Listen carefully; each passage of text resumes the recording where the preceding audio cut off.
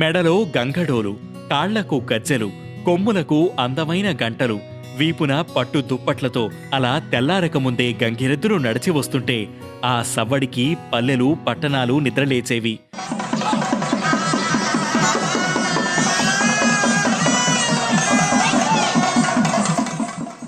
డూడూ బసవన్న, అయ్యగారికి నమస్కారం చెయ్యి, అమ్మగారికి దన్నం పెట్టు, కొడుకులని కూతుళ్ళని సల్లంగుండమని దీవించు అంటూ గంగిరెద్దుల ఆటగాళ్లు చెబుతుంటే వాళ్లు చెప్పినట్టే తలూపుతూ మోకాళ్లపై నడుస్తూ రెండు కాళ్లతో ఆశీర్వదిస్తూ తెగ సందడి చేసేవి గంగిరెద్దులు.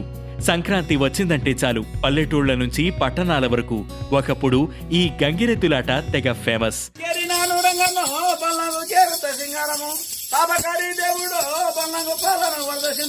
ఇంటికి పెద్దవో బల్లంగు విల్లసిన్నామాయన గోబలాగాసినాడా బల్లంగు బలగిరికెళ్ళినాడా. గంగిరెద్దు వస్తుంటే అక్కడంతా పండగలా ఉండేది.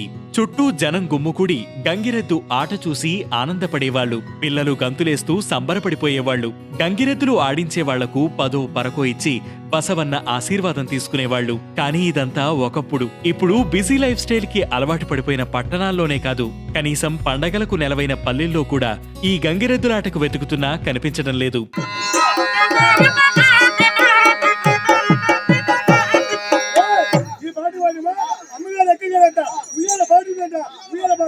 సంక్రాంతికి నెల ముందు నుంచే మొదలయ్యే ఈ గంగిరెద్దుల కోలాహలం ఇప్పుడు పండగ రోజు కూడా కనిపించడం లేదు. గంగిరెద్దు ఆట వెనక చరిత్ర.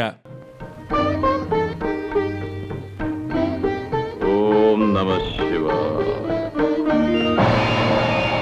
సాంప్రదాయం ఎలా పుట్టిందనేది పరిశీలిస్తే పురాణాల ప్రకారం గజాసురుడనే రాక్షసుడు శివుణ్ణి ప్రసన్నం చేసుకునేందుకు ఘోర తపస్సు చేశాడు.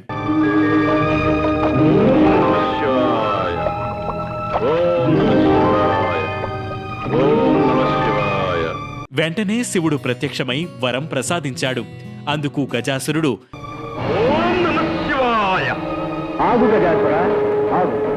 ప్రభు, అనంతకోటి సూర్యప్రభాభా సమానమైన నీ దివ్యరూపం నా ఒక్కరికే దక్కాలి. నువ్వు నా గర్భకుహరంలో కొలువై ఉండాలి స్వామి. అందుకు శివుడు అంగీకరించి అతడి గర్భంలో ప్రవేశించాడు. ఓం నమః శివాయ. పతిదేవుని జాడ తెలియక పార్వతీదేవి దుఃఖిస్తూ తన భర్తను విడిపించమని విష్ణుమూర్తిని వేడుకుంది. మోసాన్ని మోసంతోనే జయించాలి. కపటోపాయంతో ఆ గజాసురుని వరబంధం నుండి హరుణ్ణి విడిపించాలి. అదే సమయంలో మహావిష్ణువు గంగిరెద్దుల మేళాన్ని సృష్టించాడట. నందికేశ్వరుణ్ణి గంగిరెద్దుగా అలంకరించి బ్రహ్మాది దేవతలతో వివిధ వాయిద్యాలను ధరింపజేసి గజాసురుని సమక్షంలో వాయిస్తారు.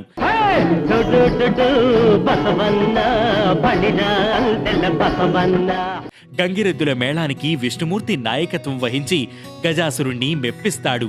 దీంతో గజాసురుడు ఏం కావాలో కోరుకోమంటాడు. భలా, మీ ప్రదర్శనములకు మెచ్చినాము.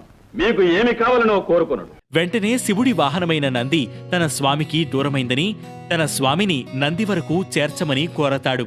జంగమయ్య భక్తులము స్వామి, మీ కడుపులో దాచుకున్న లింగమయ్యను మాకు ప్రసాదించండి. వెంటనే తేరుకున్న గజాసురుడు వచ్చింది విష్ణుమూర్తి అని, తనకు మృత్యువు తప్పదని గ్రహించి శివుణ్ణి ప్రార్థిస్తాడు.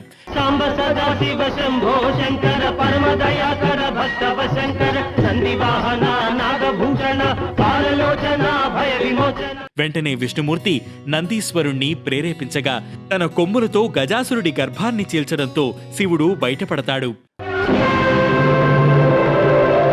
ఆడిన మాట తప్పని గజాసురుని శిరస్సు అన్ని లోకాల్లో పూజలనందుకుంటుందని, అతడి చర్మాన్ని తాను ధరిస్తానని చెప్పిన శివుడు గజాసురుడికి మోక్షాన్ని ప్రసాదిస్తాడు. ఈనాటి నుండి మాకు నీపై గల వాత్సల్యానికి చిహ్నంగా గజ చర్మాన్ని ధరించి కృత్తివాసుడనే పేరుతో పిలువబడతాం.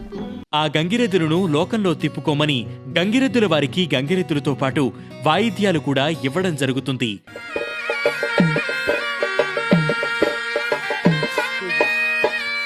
అలా గంగిరెద్దులు ధనుర్మాసంలో ఇంటింటికి తిరుగుతూ పూజలనందుకుంటూ ఉంటాయి. ఒకప్పుడు సంక్రాంతంటే సరిగ్గా పంట చేతికొచ్చే కాలం.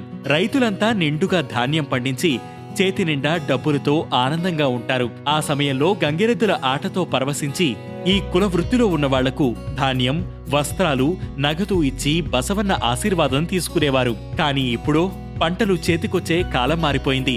రసాయనాలు, పురుగుల మందులు వాడి పంటలను వీలైనంత త్వరగా తీసేసుకుంటున్నారు.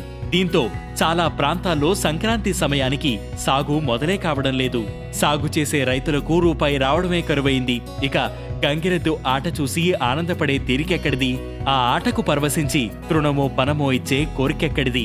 అందుకే దెబ్బతిన్న ఆ సాగుతో పాటే గంగిరెద్దు ఆట ఆ కళలన్నీ కనుమరుగైపోతున్నాయి. కళాకారుల జీవితాలు కష్టాలతో నిండిపోతున్నాయి. ప్రస్తుత పరిస్థితుల్లో గంగిరెద్దుల కళాకారుల వృత్తులను నమ్ముకుని జీవిస్తున్న వారి బ్రతుకులు ఎటూ కాకుండా పోతున్నాయి. అటు కులవృత్తిని కాదని వేరే పని చేయలేరు, ఇటు గంగిరెద్దు ఆటలో సంపాదించను లేరు. దాంతో వాళ్ల జీవితాలు దుర్భరంగా మారాయి. ఇక ఈ మధ్యకాలంలో పల్లెల నుంచి గంగిరెద్దులతో సహా కాలినడకనే సిటీల్లో భిక్షాటన సాగిస్తున్నారు చాలా మంది. అయినా వాళ్లకు అందేది చాలా తక్కువ. ఎంత దూరమైనా కాలినడకనే తిరగడం వల్ల అనారోగ్యాల బారిన పడి ప్రాణాల మీదకు తెచ్చుకుంటున్నారు. దీంతో ఈ వృత్తినే వదిలేసే పరిస్థితి వచ్చింది. ఇది గంగిరెద్దు గాథ. మరి మీలో ఎంతమంది చిన్నప్పుడు గంగిరెద్దు ఆట చూశారు? ఈ మధ్యకాలంలో ఎప్పుడైనా గంగిరెద్దుల ఆట చూశారా? కామెంట్లో తెలియజేయండి.